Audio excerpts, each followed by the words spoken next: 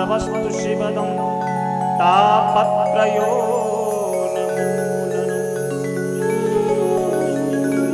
श्रीमद्भागवत महामुनि कृते किं वा परेरीश्वरः श्रद्धो रब्धवरुद्धते पृथ्वी ततस्सुभिक्षणा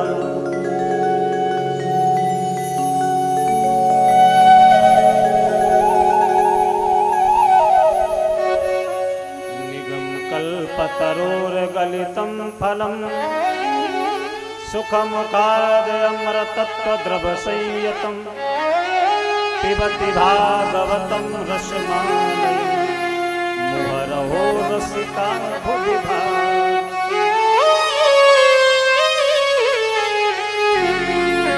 मंगलमय परात्पर अखिलेश्वर अकारण करुणा वर्णालय भक्तवांशा नंद नंदन यशोदा नंदन आनंद घन श्री बालकृष्ण लाल की साक्षात मूर्ति श्रीमद्भागवत महापुराण। सर्वप्रथम भगवान श्री गणेश मैया गौरी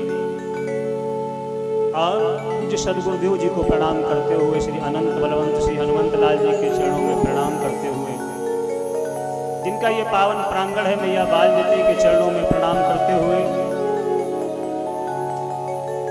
और मंच के सन्मुख उपस्थित आप सब श्रोतावृंद और जहाँ तक ये वाणी जा रही है सभी को सिया राम ने सब जग जानी करहूँ प्रणाम जोर जुग पानी। सभी को प्रणाम और एक बार प्रेम से क्या बोलना होगा, क्या बोलना होगा? आप लोगों के अद्भुत सहयोग से और भगवान की विशेष अनुकंपा के द्वारा और मैया बालजती की विशेष आप सभी पर कृपा जिसके कारण आज आपके इस ग्राम बस्ता में मैया भगवती के चरणों में बैठकर जो भगवान की एक पावन ज्ञान गंगा का प्रवाह हो रहा है। अब नाम किसका लें क्योंकि यहाँ तो सभी लोगों का बड़ा अभूतपूर्व सहयोग है और जो भी भगवत भक्त हैं उन सभी पर मैया अपनी कृपा बरसाए रखे क्योंकि बरसाने वाली तो कृपा बरसाती रहती है, इसका नाम ही बरसाने वाली है। आप सभी पर कृपा बरसती रहे और यूं ही भगवत चरणों में आपका मन लगा रहे। ये शुभ अवसर आप सबको जो प्राप्त हुआ ये सब भगवान की विशेष महती आप सभी पर कृपा है। कल की पावन कथा में जो सुंदर प्रसंग आप लोगों ने महात्म का श्रवण किया, आखिर महात्म क्या है? महात्म महत्व है, जो कथा का महत्व समझा दे वही महात्म है।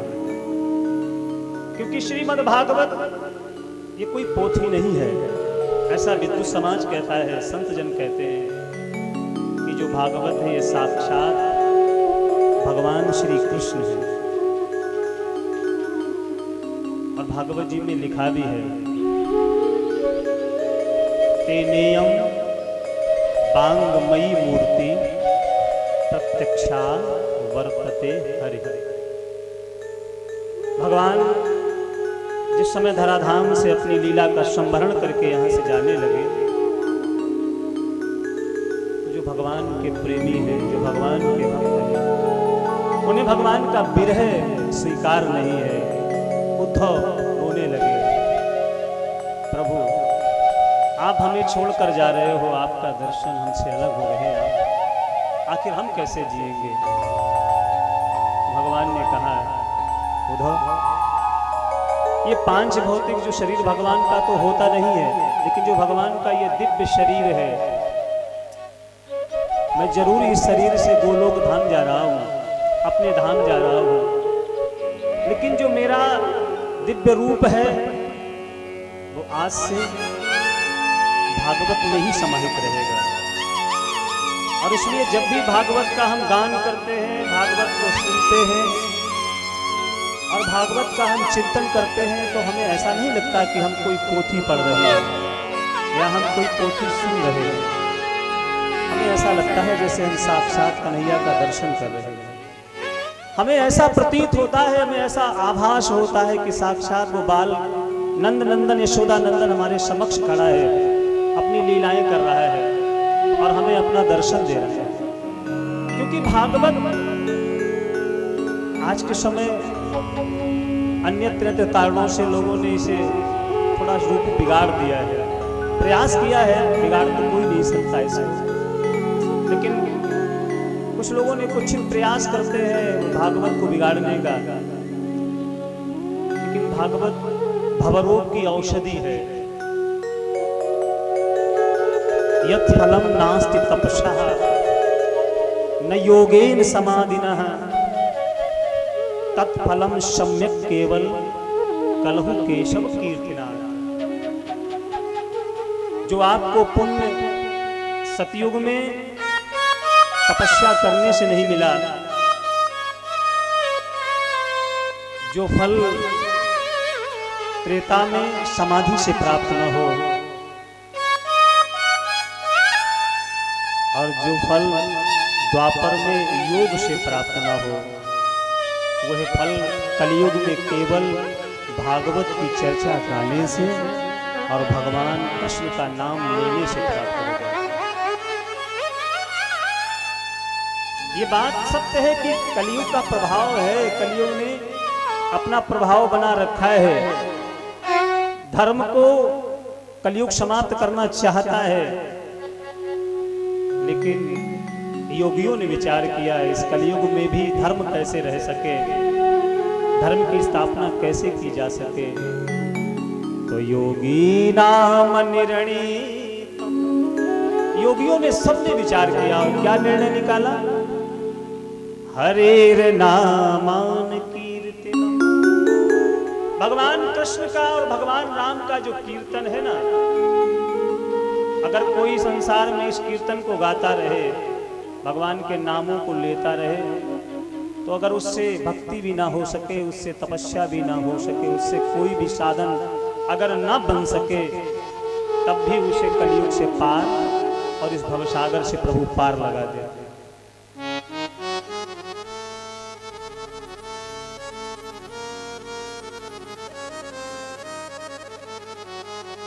और इसलिए महाप्रभु इत्यादि ने एक बड़ा सुंदर संकीर्तन बनाया। हमारे वृंदावन में ही नहीं अपितु पूरे विश्व में जहां भी इस्कान मंदिर हैं, आप सब लोग गए होंगे, आपने सुना भी होगा। उन इस्कान मंदिरों में एक नाम बड़ा गुंजायमान होता है, हरे कृष्ण कृष्ण कृष्ण हरे हरे, हरे राम राम राम हरे हरे। लेकिन जब इस महाप्रभु ने इस मंत्र का उच्चारण किया तो उन्होंने कहा हरे कृष्ण। लेकिन जब ब्रह्मा के मुख से निकला तो निकला हरे राम राम राम हरे हरे, हरे कृष्ण कृष्ण कृष्ण हरे हरे। अब विचार करना, ब्रह्मा जी के मुख से कोई भी शब्द निकलता है तो वो क्या हो जाता है? वो वेदांत का शब्द हो जाता है। ब्रह्म मुख से कोई भी बात निकले वो वेदांत हो गया। और वेदांत को या वेद को हमेशा स्वच्छ अवस्था में अर्थात पवित्र अवस्था में ही लेना चाहिए उस नाम का। तो योगियों ने विचार किया, महाप्रभु इत्यादि ने विचार किया, ये नाम तो कितना मंगलकारी है, लेकिन इसके लिए बड़े नियम होंगे, क्योंकि ये वेदांत का सूत्र बन गया है, इसलिए उसको उल्टा कर दिया। और आज से महाप्रभु ने गाना प्रारंभ कर दिया, हरे कृष्ण कृष्ण कृष्ण हरे हरे, हरे राम राम राम हरे हरे। और इस कलिकाल में जो भी इस नाम का उच्चारण करता है उसे कन्हैया जरूर दर्शन देते हैं। जो भी इस कलिकाल में इस नाम का उच्चारण कर लेता है पूरे भक्ति भाव से। महात्म्य हमें दो चीजें प्राप्त हुई महाराज जी। पहली क्या प्राप्त हुई? जो सोई हुई भक्ति थी और ज्ञान वैराग्य जो सुषुप्ता अवस्था में थे, वो भागवत की कथा से पुष्ट हो गए। और ये तीन क्या है? ज्ञान, वैराग और भक्ति, ये त्रिवेणी है। जैसे गंगा, यमुना और मैया सरस्वती का जहां संगम है उसे क्या बोलते हैं? कहिए। उसे हम प्रयाग कहते हैं। ऐसे ही भागवत में भी तीन का संगम ये त्रिवेणी है, भक्ति, ज्ञान और वैराग्य। और भागवत का विशेषता इन तीनों से बड़ा संबंध है, क्योंकि भागवत का जहां लेखन हुआ, जहां भागवत जी लिखी गई, उस जगह का बड़ी सुंदर जगह है बद्रिकाश्रम, जहां मैया सरस्वती का आश्रम है, मैया सरस्वती का जहां उद्गम स्थल है। और वहीं पर बैठकर व्यास जी ने इसको लिखा है भगवत कृपा से, नारद जी को सहयोग करते हुए जो इस लेखनी को लिखा। तो शाम्याप्यास इति प्रोक्ता, कहां पे लिखा? मैया सरस्वती के उद्गम स्थल पर। और ये जब सुनाई गई तो सुनाई कहां गई? परीक्षित को माध्यम बनाकर जिस समय सुखदेव जी ने इस कथा को सुनाया तो कहां सुनाया? कहिए कहिए। गंगा जी के पावन तट पर सुनाया। तो मैया सरस्वती का इसमें संगम है और मैया गंगा का भी संगम है। शेष बचा मैया यमुना का, तो उनका संगम इसमें बहुत जोरदार है, क्योंकि भागवत के 12 जो स्कंद है उसमें जो 10वां स्कंद है और उसमें 90 अध्याय है, और उन 90 अध्यायों में जो मुक्त कंठ से महिमा गाई गई है वो मैया यमुना महारानी की गाई गई है, क्योंकि भगवान ने सारी लीलाएं मैया यमुना के किनारे की हैं। तो सरस्वती से इनका लेखन है। और भागवत का सुखदेव जी के द्वारा जो मुख से विगलित हुई वो गंगा के तट पर हुई, और यमुना महारानी की बड़ी सुंदर कथा गाई गई है। तो तीनों का इसमें संगम है। और दूसरी चीज हमें बड़ी सुंदर प्राप्त हुई इस कथा के द्वारा, कि जो प्रेत रूपी धुंधकारी था, कथा सुनने के बाद उसे भी मुक्ति प्राप्त हो गई। अर्थात ये बात सिद्ध हो रही है कि मुक्ति के लिए भागवत सर्वश्रेष्ठ साधन है। जैसे जिस समय सिंह गर्जना करता है तो वन में जितने भी छोटे छोटे से याल ब्याल और सियार होते हैं ना, उसकी गर्जना से ही भाग जाते हैं। ऐसे ही संसार के जितने भी ताप हैं, वो चाहे दैहिक हो, चाहे दैविक हो, चाहे भौतिक हो और चाहे टेंशन हो, ये सारे ताप जिस समय भागवत का गान किया जाता है और भागवत की कथा श्रवण कराई जाती है, उसी समय ये सारे ताप समाप्त हो जाते हैं। तो ये सिद्ध हो गया कि भागवत मुक्ति देने में सामर्थ्यवान है। और जिस समय भागवत का प्रथम श्लोक गाया गया तो उसमें लिखा है कि जन्माद्यस्य यतोऽन्वयात्, ये ब्रह्म सूत्र है प्यारे। जन्माद्यस्य यतो, ये क्या है? ये ब्रह्म का दूसरा सूत्र है। ब्रह्म सूत्र की द्वितीय सूत्र है ये। पहला सूत्र क्या है? अथातो ब्रह्म जिज्ञासा, ये पहला सूत्र है। और दूसरा सूत्र है जन्माद्यस्य यतो, ये दूसरा सूत्र है। आखिर इस श्लोक में और सुखदेव जी के द्वारा जिस समय लास्ट में इसको कहा गया तो कहा धीमहि शब्द का उच्चारण किया, क्योंकि धीमहि अर्थात गायत्री शब्द है। तो इसमें ब्रह्म सूत्र भी है और गायत्री का प्रयोग भी है। इसलिए ये बात बिल्कुल सिद्ध होती है कि ये जितने भी भागवत के सूत्र हैं ये सब वेद से लिए गए, क्योंकि इसमें सूत्र वेद का लगा है। 18,000 श्लोक जो हैं वो कोई लौकिक नहीं, सारे वैदिक हैं। और प्रार्थना किसकी करी? प्रणाम किसको किया? सत्यम परम धीमहि, ना राम धीमहि, ना श्री कृष्ण धीमहि, ना जगत जननी दुर्गा धीमहि। किसको लिखा? सत्यम परम धीमहि। आखिर किसकी वंदना करना चाहते हैं? प्रश्न आया, किसकी वंदना करना चाहते हैं व्यास जी? तो जन्मान दस्य यतो, जो ये सूत्र है, संसार का जिसके द्वारा पालन, जिसके द्वारा पोषण और अंत में जिसके द्वारा संसार में उसी में समाहित हो जाना है, वो ऐसा परमात्मा है। कौन? बोले जन्मान दस्य यतो, ये वही है, वो परमात्मा। और वो कौन है? जो कि संसार में अनुरत भी है और संसार से इतर भी है। वो संसार में भी है और संसार से अलग भी है। भगवान संसार में भी है और संसार से भी प्रभु अलग है। जैसे आप मिट्टी का घड़ा बनाइए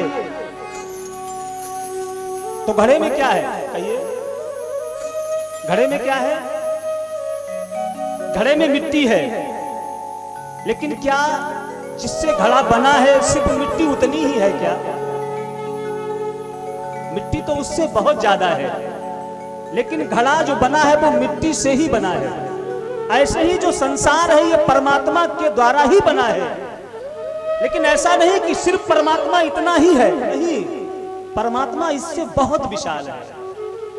क्योंकि हमारे जो पंडित जी लोग गाते हैं ना, पुरुषोक्त का जिस समय बात को उच्चारण करते हैं तो उसमें कहते हैं कि भगवान का जो एक रोम है ना, हजारों ऐसे ब्रह्मांड उसके रोम में लुढ़कते रहते हैं, इतनी विशाल उसकी सत्ता है। इसलिए वो संसार में भी समाहित है और संसार से अलग भी है। और वो सत्य संकल्प है। जैसे किसी गुरु को अगर अपने शिष्य को ज्ञान देना हो तो कैसे देगा? कहिए, कोई गुरु अपने शिष्य को ज्ञान देना चाहे तो कैसे देगा? उसे सुनाकर, उसे बताकर, और शिष्य उसको सुनकर धारण करता है। लेकिन भगवान कैसा है? भगवान सत्य संकल्प है। वो मात्र संकल्प कर लेता है और ज्ञान प्रकट हो जाता है। जैसे ब्रह्मा को भगवान ने ज्ञान दिया, लेकिन क्या गुरु शिष्य जैसे दिया? नहीं, सिर्फ भगवान ने संकल्प किया और ब्रह्मा के हृदय में सारे वेद, सारे वेदांत प्रकट हो गए। इसलिए भगवान कौन है? बोले सत्यम परम धीमहि। ऐसे उस सत्य की हम वंदना करते हैं जो सत्य संकल्प है। दूसरे श्लोक में बड़ी सुंदर बात है, धर्म की बड़ी सुंदर व्याख्या करी गई। आखिर क्या धर्म है? धर्म किसको कहा जाए? ये सुंदर मकान बनाकर रहना, परिवार का बढ़िया से पोषण करना, बच्चों को अच्छी शिक्षा देना, वैसे तो ये भी धर्म ही है। लेकिन ये सब क्या है? ये सब लौकिक धर्म है और ये सब सत्य नहीं है। धर्म तो है लेकिन ये सत्य नहीं है। और पूज्यपाद बाबा गोस्वामी कहते हैं, भगवान जिस समय मैया उमा को भगवान श्री भोलेनाथ कथा सुना रहे थे तो क्या कहा कि उमा कहूं मैं अनुभव अपना, सत्य हरि भजन जगत सब सपना।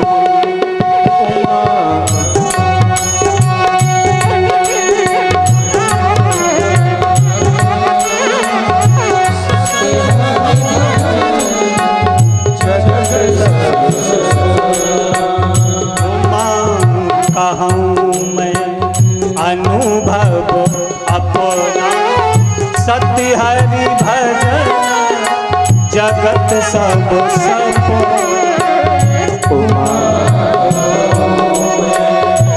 अनुभव अपना, सत्य हरि भजन जगत सब सपना।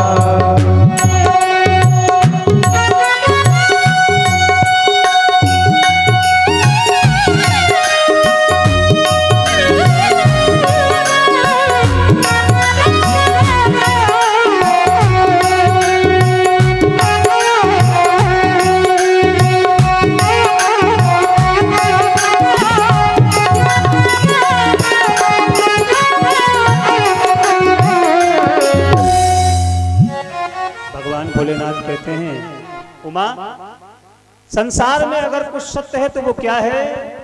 वो श्री प्रभु का नाम ही सत्य है। और बाकी ये संसार क्या है? ये सब सपना है। लेकिन ये सपना भी हमें अपना जैसा लगता है, क्योंकि ये भगवान की माया से संचालित है। और माया क्या है भगवान की? जो संसार में है वो दिखाई ना पड़े, और जो दिखाई पड़े वो हो ना, इसी को माया कहते हैं। तो भगवान की जो माया है वो बड़ी बलवती है। तो जो धर्म है ये क्या है? बोले सांसारिक धर्म जितने भी यही सब लौकिक धर्म है, लेकिन इन सबको त्याग कर भगवान की शरणागति हो जाना, यही भागवत धर्म है। सब कुछ मन से त्याग कर और भगवान के चरणों में अपने को समर्पित कर देना, ये भागवत धर्म है। तीसरे श्लोक में बड़ी सुंदर भागवत की महिमा का गान किया गया कि आखिर भागवत है क्या? ये वेद का ही पका हुआ जो फल है वो श्रीमद् भागवत है। सनकादित्य ऋषियों ने कहा, महाराज आपने महात्मा का बड़ा सुंदर वर्णन किया, अब हमारे कुछ प्रश्न हैं और उन प्रश्नों के उत्तर हम आपसे चाहते हैं, तो आप जरा हमें उन प्रश्नों के उत्तर भी बता दीजिए। तो 6 प्रश्न पूछे हैं सब। सारे ऋषियों ने कितने प्रश्न पूछे? 6 प्रश्नों को पूछा है। और उन 6 प्रश्नों को बताते हुए श्री सूत जी कह रहे हैं, पहला प्रश्न बड़ा सुंदर है। सनकादित्य ऋषियों ने कहा, महाराज हमारा पहला प्रश्न ये है कि कलयुग के जीवों का कल्याण का साधन क्या है? क्योंकि कलयुग में उम्र बड़ी कम है हमारी। वैसे तो कलयुग में 100 वर्ष की उम्र मिली है सबको जीने के लिए, सतम जीवेन सरदा। कलयुग में 100 वर्ष जीना चाहिए, लेकिन 100 वर्ष कौन जीता है? आजकल 100 वर्ष कौन जी पाता है? 70 के बाद और 60 के बाद, अब तो उससे पहले भी। कब ये धराधाम छोड़कर भगवान के पास जाना पड़े,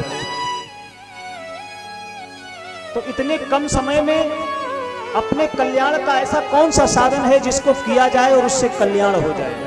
तो पहला तो हमारा आपसे प्रश्न ये है कि हमें ऐसा कोई उपाय बताइए कि जिससे जीवों का कल्याण हो सके। और दूसरा हमारा प्रश्न ये है कि अक्सर हम सब भ्रम में रहते हैं। किसी मंदिर में गए तो मंदिर में जिस समय देव मूर्तियों की हमने पूजा करी तो राम जी बैठे हैं, सब परिवार में परिकर में बैठे हैं। भगवान कृष्ण भी अपने परिकर के साथ में उपस्थित हैं मंदिर के अंदर। भगवान भोलेनाथ भी परिकर के साथ उपस्थित हैं। मैया दुर्गा भी परिकर के साथ उपस्थित हैं। अब हाथ में जल लेकर गए और प्रसाद लेकर गए हम। अब भगवान को चढ़ाना प्रारंभ किया और जब तक मैया दुर्गा जी के पास पहुंचे तब तक प्रसाद भी खत्म और जो लोटे में जल लेकर आए थे वो भी खत्म। तो मन में ये भाव आ गया कि देखो मैया का तो पूजन हमने कर नहीं पाया, अब कहीं मैया ये ना कहें कि देखो सबका तो पूजन किया और हमें छोड़ दिया। तो हमारा प्रश्न ये है कि आखिर ऐसा कौन सा एक देवी या देवता है जिसकी अगर पूजा कर ली जाए तो उसकी पूजा करने से समस्त देवी देवताओं की पूजा हो जाती है? ये हमारा आपसे दूसरा प्रश्न है। और तीसरा हमारा आपसे ये प्रश्न है महाराज कि सारे पुराणों में लिखा है कि जिस समय भगवान राम का जन्म हुआ, अभी आगे कथाएं सुनाई जाएंगी ना आपको, तो क्या कहा जाएगा? दशरथ घर आनंद भयो। दशरथ घर में किसका जन्म हुआ? भगवान का। नंद घर आनंद भयो। आखिर अजन्मा का जन्म कैसे होता है? क्योंकि वेदों में तो कहा गया कि भगवान अजन्मा है, वो कभी जन्म नहीं लेता, वो कभी गर्भ में नहीं आता। और जब भगवान गर्भ में नहीं आता तो फिर आखिर उसका जन्म कैसे होता है? तो ये मन में शंका है कि आखिर उस अजन्मा का जन्म कैसे होता है, ये प्रश्न है हमारा। जरा इसका भी निराकरण कीजिए। और हमारा आपसे एक प्रश्न और भी है, वो ये है कि आप कह देंगे कि भगवान का तो अवतार होता है, जब जब होए धर्म के हानि, बाढ़े असुर अधम अभिमानी, तब तब धर प्रभु विविध शरीरा। नाना प्रकार के रूपों को धारण करके परमात्मा आता है। आप ये कह देंगे कि वो तो अवतार लेता है, तो जरा ये भी हमें क्लियर करके बता दीजिए कि आखिर अवतार भगवान के हुए कितने? क्योंकि कलयुग में तो अब भगवान ज्यादा पैदा हो रहे हैं। आजकल भक्त कम, भगवान ज्यादा पैदा हो रहे हैं। 10-5 हजार 10-20 हजार चेली चेला जहां हो जाते हैं ना, तो भगवान ही बनता है सीधा व्यक्ति, उससे नीचे नहीं आता। कलयुग के पाखंड से लुप्त भये सद्ग्रंथ। कलयुग में इतना पाखंड बढ़ गया है महाराज जी कि जो सद्ग्रंथ है वो लुप्त की तरफ प्राय होने लगे हैं। और दम्भिन निज मति कल्प कर प्रगट किन्न बहुपंथ। सब अपने अपने नए नए मार्ग चला रहे हैं, सब भगवान बनना चाहते हैं, सब भगवान बने बैठे हैं। तो आखिर जरा ये भी बता दो कि भगवान के आखिर अवतार हुए कितने हैं? हमारी जानने की इच्छा है। और हमारा आपसे प्रश्न ये भी है कि जो भी आप हमें कथा श्रवण कराएं,